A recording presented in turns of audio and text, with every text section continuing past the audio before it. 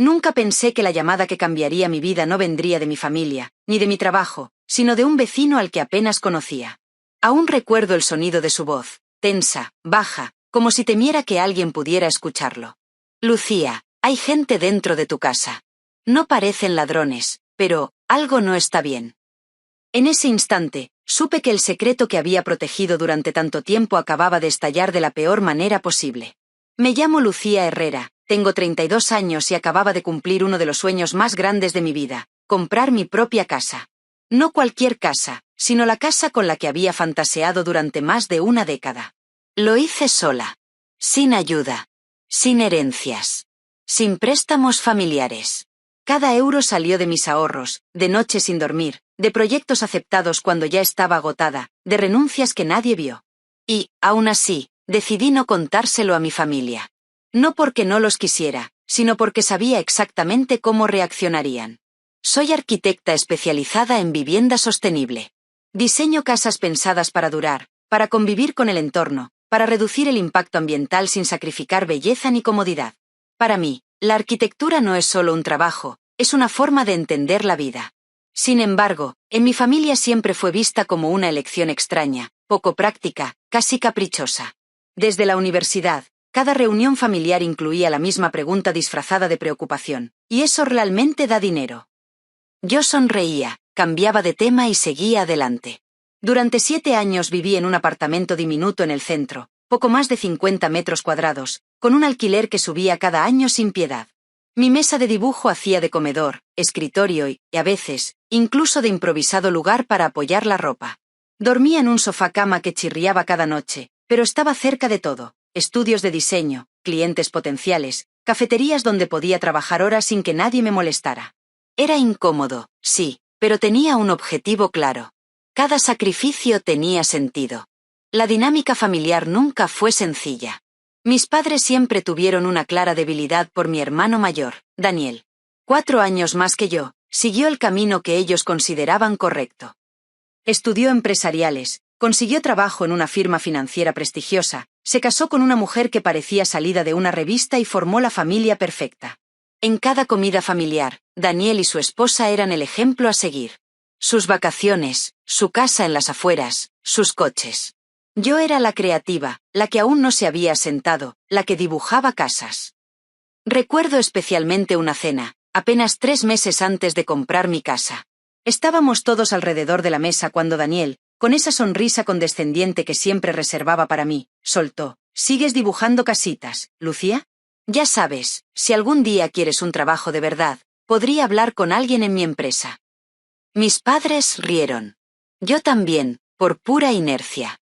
Aquella noche, al volver a casa, tomé una decisión silenciosa: mi próxima gran victoria sería solo mía. Por eso, cuando empecé a buscar casa, no se lo dije a nadie. Cada fin de semana quedaba con Emma, mi agente inmobiliaria, una mujer práctica y directa que pronto entendió mi obsesión. Visitamos más de 30 casas. Algunas estaban bien ubicadas, pero eran imposibles de adaptar a criterios sostenibles. Otras tenían encanto, pero requerían reformas que duplicaban mi presupuesto. Emma bromeaba diciendo que era la clienta más exigente que había tenido. Yo simplemente sabía que, después de tanto esfuerzo, no podía conformarme. Hasta que apareció esa casa. Un domingo gris, lluvioso, Emma me llamó emocionada. Una vivienda victoriana acababa de salir al mercado en un barrio histórico, con calles arboladas y una comunidad tranquila. El antiguo propietario había actualizado las instalaciones sin destruir su esencia. En cuanto crucé la puerta, lo sentí. No fue racional. Fue visceral.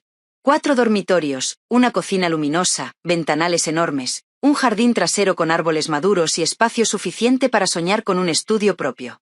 Incluso tenía paneles solares ya instalados. Era como si la casa me hubiera estado esperando. Pero hubo un detalle que terminó de convencerme: un banco junto a la ventana del dormitorio principal. De niña, siempre soñé con un rincón así. Un lugar donde sentarme a leer, a dibujar, a observar cómo cambiaban las estaciones. Desde allí se veía un arce japonés que, en otoño, se teñiría de rojo intenso. En ese instante supe que no estaba comprando solo una casa. Estaba reclamando una vida. El proceso no fue fácil. Como profesional autónoma, El banco examinó cada movimiento de mis cuentas. 3 años de declaraciones, contratos, proyectos, ingresos irregulares explicados con lupa. Hubo momentos en los que pensé que todo se vendría abajo.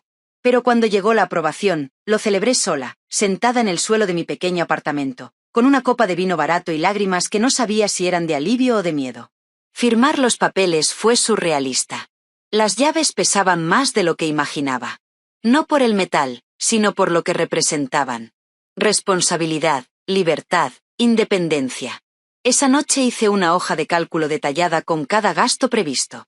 El primer año sería ajustado, sí, pero posible.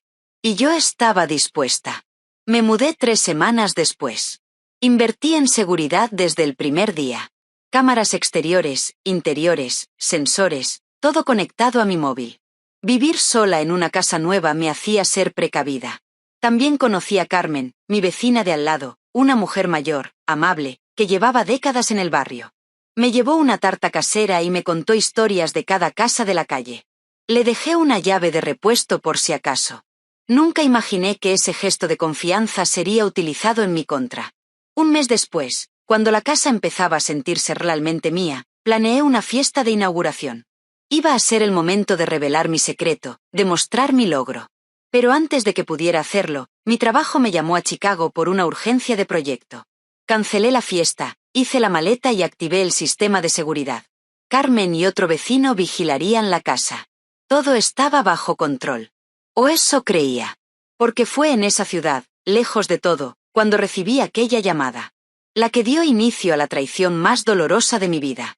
Chicago me recibió con viento frío y un cielo gris que parecía reflejar exactamente cómo me sentía por dentro. El proyecto era importante, demasiado como para rechazarlo. Se trataba de un complejo residencial sostenible a gran escala, uno de esos trabajos que pueden impulsar o arruinar una carrera. Yo era la arquitecta principal y cualquier error podía costarle millones a la empresa. Así que respiré hondo, me repetí que mi casa estaba segura y me concentré en el trabajo. Los 2 primeros días fueron un caos. Reuniones interminables, discusiones con el contratista, planos corregidos a altas horas de la noche. Dormía poco y comía peor. Aún así, cada vez que tenía un momento libre, abría la aplicación de seguridad en mi móvil. Ver mi casa tranquila, vacía, con las luces apagadas, me daba una sensación extraña de calma. Era mi refugio, incluso a kilómetros de distancia. La tercera noche, alrededor de las 9, estaba revisando los últimos ajustes en la habitación del hotel cuando sonó mi teléfono. Un número local, desconocido. Dudé un segundo antes de contestar. Sí, dije con voz profesional. Señorita Herrera, respondió un hombre mayor, con tono serio pero respetuoso. Soy Antonio Morales, su vecino de enfrente. Carmen me dio su número. No quiero alarmarla, pero hay varias personas dentro de su casa ahora mismo. Sentí como el estómago se me encogía. ¿Cómo dice?, pregunté, incorporándome de golpe. Hay coches en su entrada. Las luces están encendidas. Oigo música y niños, añadió. Mi mente empezó a buscar explicaciones lógicas. Tal vez un error del sistema, quizá la empresa de seguridad, aunque nada cuadraba. Le agradecí la llamada, colgué y abrí la aplicación de las cámaras con manos temblorosas. La imagen tardó unos segundos en cargar. Primero vi la cámara exterior. 3 coches estacionados exactamente como Antonio había descrito. Un todoterreno negro, una berlina roja y una monovolumen azul. Mi corazón empezó a latir con fuerza. Cambié a la cámara del salón y entonces lo vi. A Daniel. Sentado en mi sofá nuevo, relajado, con una copa en la mano, como si siempre hubiera pertenecido allí. A su lado, su esposa examinaba mis estanterías con gesto crítico. Sus hijos corrían por la habitación, saltando sobre el banco de la ventana que yo había soñado durante años. Durante unos segundos no pude moverme. No podía procesar lo que estaba viendo. Luego llegó la rabia. Una oleada caliente que me recorrió el cuerpo. ¿Cómo habían entrado? ¿Quién les había dado acceso? Intenté llamar a Daniel. Directamente al buzón de voz. Volví a mirar las cámaras. En la cocina, habían dejado comida sobre la encimera, botellas de vino abiertas, migas por todas partes. Todo lo que yo había cuidado con tanto detalle estaba siendo tratado como un espacio ajeno, sin valor. Llamé a Carmen de inmediato. Contestó al segundo tono, su voz nerviosa. Lucía, lo siento muchísimo, dijo antes incluso de que yo pudiera hablar. Tu hermano vino esta tarde. Dijo que habías tenido un accidente en Chicago, que necesitabas unos documentos urgentes que guardabas en casa. Me mostró mensajes desde tu número. Parecía tan preocupado. Sentí un frío recorrerme la espalda. Carmen, yo no he tenido ningún accidente, respondí despacio. Nunca te escribí esos mensajes. Hubo un silencio pesado al otro lado. Oh, Dios mío, susurró ella. Entonces me engañó. Me explicó que Daniel había llegado con prisas, que hablaba de hospitales, de papeles médicos, que luego llamó a su esposa para ayudarle a buscar los documentos. Cuando llegaron más coches, Carmen dudó, pero pensó que yo lo había autorizado. La tranquilicé como pude. No era su culpa. Daniel sabía exactamente cómo manipular a la gente cuando quería algo. Colgué y volví a las cámaras, esta vez con el sonido activado. En el dormitorio principal, Daniel señalaba las paredes recién pintadas con desprecio. Siempre tuvo un gusto raro, decía. Parece una clínica. Su esposa asentía mientras tomaba fotos con el móvil. Tendríamos que cambiar todo si nos mudáramos aquí, respondió. Esa palabra, mudáramos, me heló la sangre. En la habitación de invitados, sus hijos revolvían cajas con recuerdos de mis viajes. En el salón, uno de ellos golpeaba las teclas del piano con manos sucias. En la cocina, Daniel y su esposa hablaban en voz baja. Subí el volumen. No entiendo cómo pudo permitirse esto, decía ella. Con lo que gana, la hipoteca debe estar ahogándola. Daniel soltó una risa seca. Seguro. O eso, o hay algo que no nos ha contado. Entonces lo dijeron. Sin rodeos. Podríamos ayudarla, sugirió ella con una sonrisa calculada. Mudarnos aquí.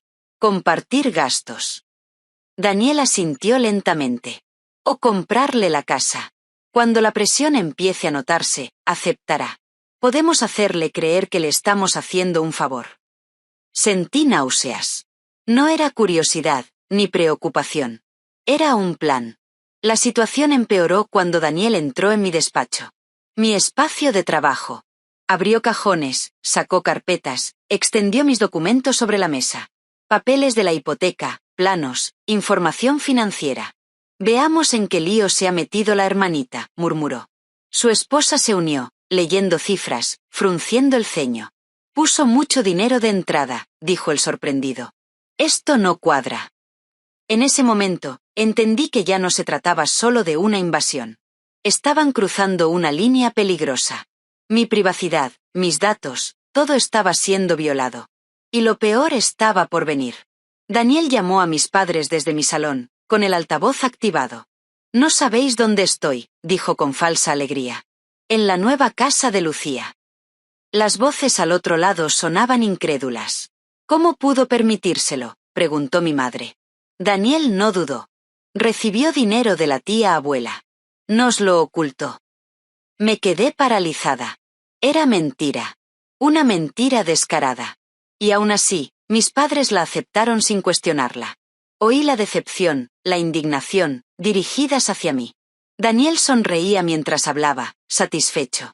Deberíamos organizarle una fiesta sorpresa cuando vuelva, propuso su esposa. Que toda la familia venga. Supe entonces que esa celebración era una trampa. Pero el punto de no retorno llegó cuando Daniel encontró la caja fuerte del armario.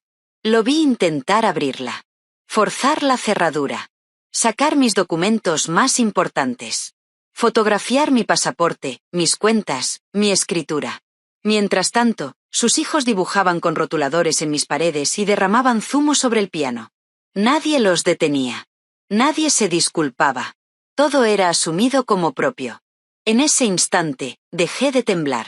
Algo dentro de mí se endureció. Ya no estaba confundida ni dudosa. Estaba decidida. Cerré la aplicación, abrí el marcador del teléfono y llamé al número de la policía local. Cuando la operadora respondió, mi voz fue firme. Necesito reportar a personas no autorizadas en mi casa. Entraron mediante engaño, han forzado una caja fuerte y están dañando mi propiedad. Tengo pruebas en vídeo. Y sí, son mi familia. Mientras la llamada avanzaba, sentí una calma extraña. El tipo de calma que llega cuando sabes que, pase lo que pase después, has elegido protegerte. La operadora me pidió que confirmara la dirección, mi identidad y si sabía exactamente quiénes eran las personas dentro de la vivienda. Respiré hondo antes de responder. Sí. Es mi hermano, su esposa y sus hijos. No tienen autorización. Entraron mintiendo y están causando daños. Tengo todo grabado. Hubo una breve pausa al otro lado de la línea, seguida de un tono más serio. Entendido, señora Herrera. Enviaremos una patrulla. ¿Hay alguien de confianza cerca de la vivienda? Pensé inmediatamente en Carmen. Sí, respondí. Mi vecina. Ella puede confirmar lo ocurrido. La operadora tomó nota y me pidió que permaneciera disponible por teléfono. Colgué y llamé a Carmen. Contestó de inmediato. La policía va en camino, le dije. Necesitarán que expliques cómo mi hermano consiguió la llave. No dudó ni un segundo. Por supuesto, Lucía. Lo que hizo ese hombre fue una estafa. Yo misma se lo diré a los agentes. Su voz, firme pese a la culpa que arrastraba, me dio fuerzas. Volví a abrir las cámaras. En la cocina, Daniel y su esposa brindaban con otra copa de vino. Se reían. Hablaban de reorganizar muebles, de hacer el espacio más familiar. En el salón, uno de los niños había arrancado una de las teclas sueltas del piano. El sonido del instrumento desafinado me atravesó como un cuchillo. Cada segundo que pasaba se sentía como una humillación más. Entonces vi algo que me hizo hervir la sangre. Daniel estaba al teléfono de nuevo. Greg, es una consulta hipotética, decía con voz baja pero clara. Si un familiar demuestra que el propietario no gestiona bien sus finanzas, es posible intervenir, copropiedad, poder notarial, algo así. No podía oír la respuesta, pero las preguntas lo decían todo. No era una fantasía. Estaba explorando activamente cómo quitarme la casa. Pocos minutos después, la cámara exterior captó las luces azules reflejándose en la fachada. La patrulla se detuvo frente a mi casa. 2 agentes bajaron del coche y se acercaron a la puerta. Sentí que el corazón me golpeaba el pecho. Daniel abrió con una sonrisa tranquila, ensayada. Buenas noches, oficiales, ¿ocurre algo? Uno de los agentes habló con voz firme. Recibimos un aviso por presencia no autorizada en esta vivienda. ¿Vive usted aquí? Daniel negó con la cabeza. No, es la casa de mi hermana. Está fuera por trabajo. Nos pidió que viniéramos a revisar unas cosas. ¿Cómo accedieron a la propiedad?, preguntó el agente. Daniel levantó la llave. Nos la dio ella misma. El agente asintió lentamente. Necesitaremos confirmarlo con la propietaria. ¿Puede llamarla? Vi cómo la seguridad de Daniel se resquebrajaba apenas un instante. Está en reuniones, respondió. Difícil de contactar. En ese momento, Carmen apareció en el encuadre, caminando con paso decidido. Disculpen, dijo. Yo soy la vecina. Y eso no es cierto. Los agentes se giraron hacia ella mientras explicaba cómo Daniel había mentido sobre un supuesto accidente, cómo había mostrado mensajes falsos y cómo ella, confiando, le había entregado la llave. La expresión de Daniel cambió. Ya no sonreía. Esto es un malentendido familiar, insistió él, con un tono ahora defensivo. Somos hermanos. Compartimos todo. El agente negó con la cabeza. La propietaria ha confirmado que ustedes no tenían permiso. También ha proporcionado pruebas de daños y de acceso fraudulento. Necesitamos que todos salgan de la vivienda. La esposa de Daniel apareció entonces, indignada. ¿Nos están echando? Esto es ridículo.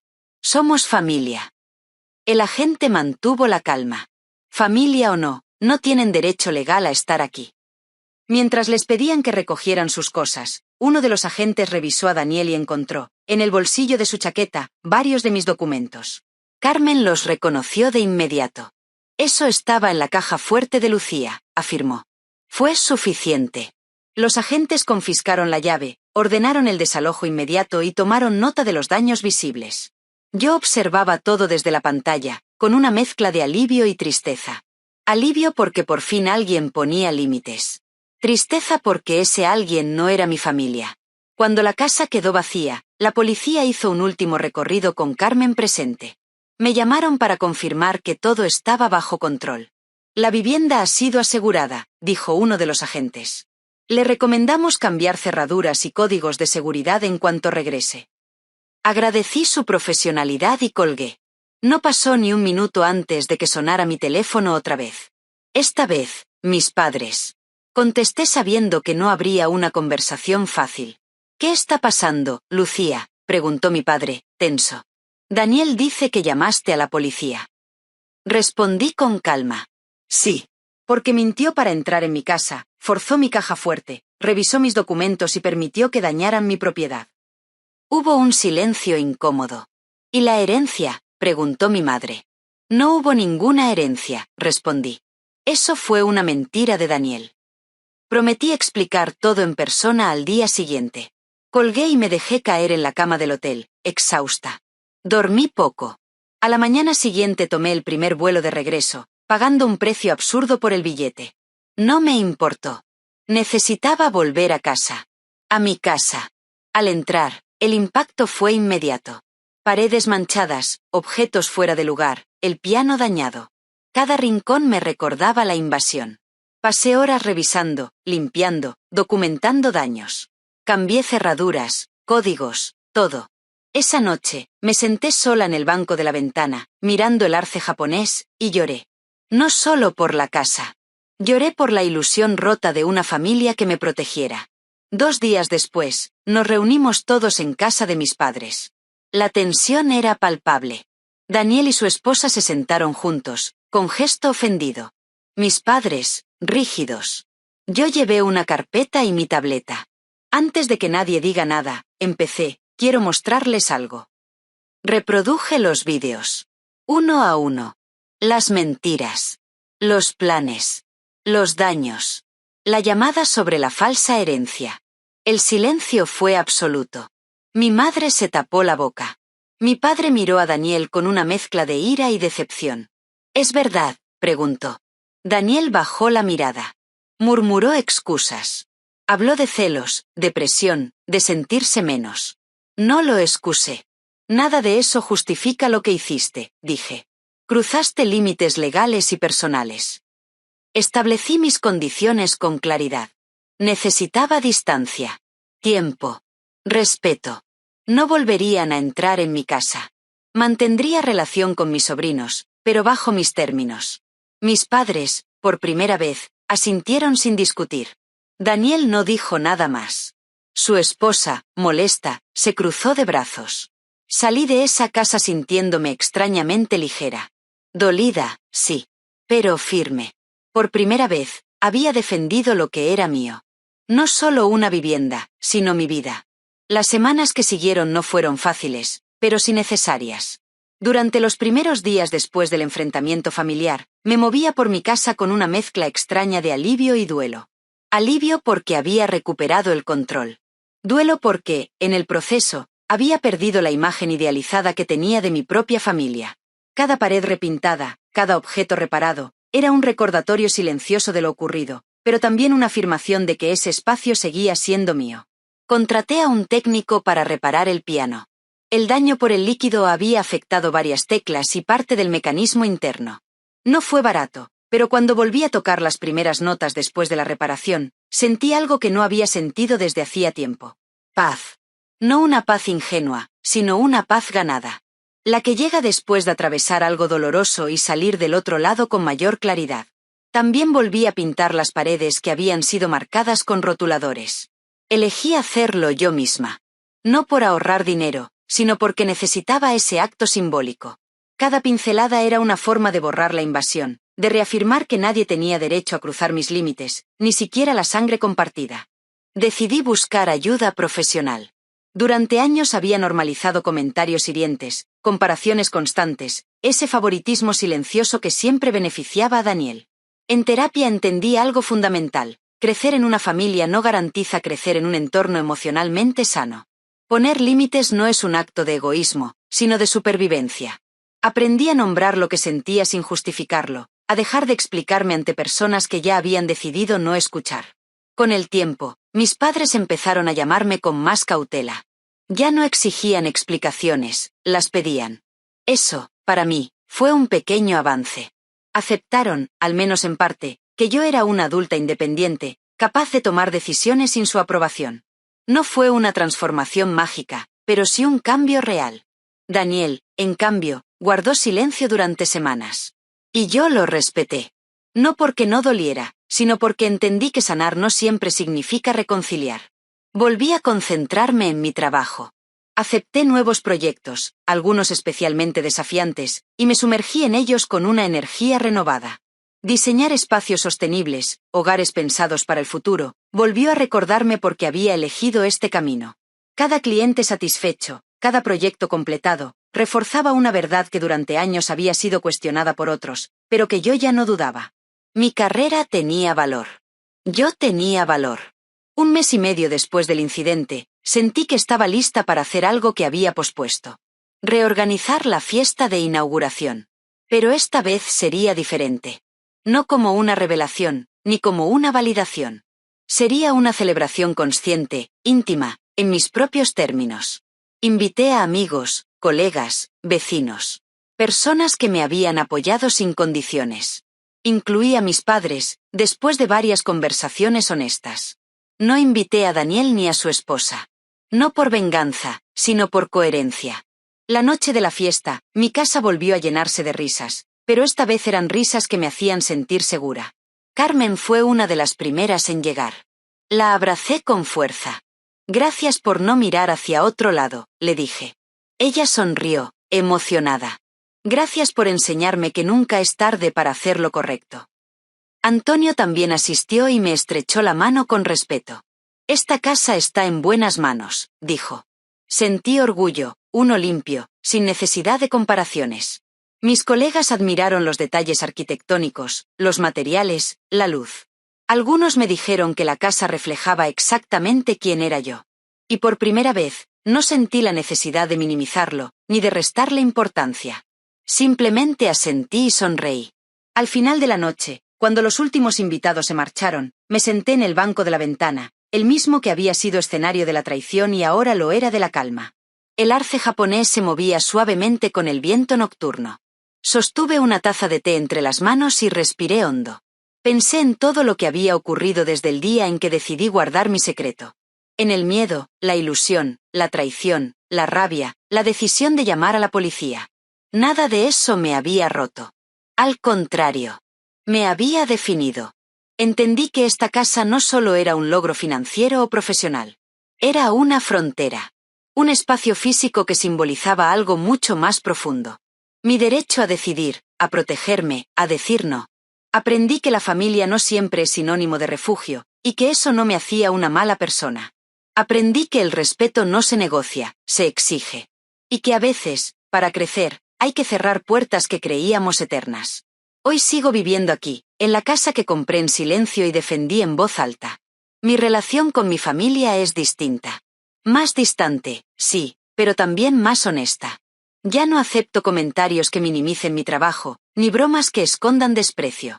Y si alguien cruza mis límites, incluso si comparte mi apellido, ya no dudo en actuar. Porque al final, los hogares más importantes no siempre son aquellos en los que nacemos, sino los que construimos con esfuerzo, dignidad y amor propio. Y nadie, absolutamente nadie, tiene derecho a apropiarse de eso. Si has llegado hasta aquí, gracias por escuchar mi historia. Ahora quiero saber de ti. ¿Alguna vez tuviste que poner límites difíciles con alguien de tu familia para proteger tu paz? Te leo en los comentarios. Si esta historia te hizo reflexionar, dale like al vídeo y suscríbete al canal para más historias reales sobre crecimiento personal, relaciones familiares y el valor de elegirte a ti mismo. Gracias por estar aquí. Nos vemos en la próxima historia.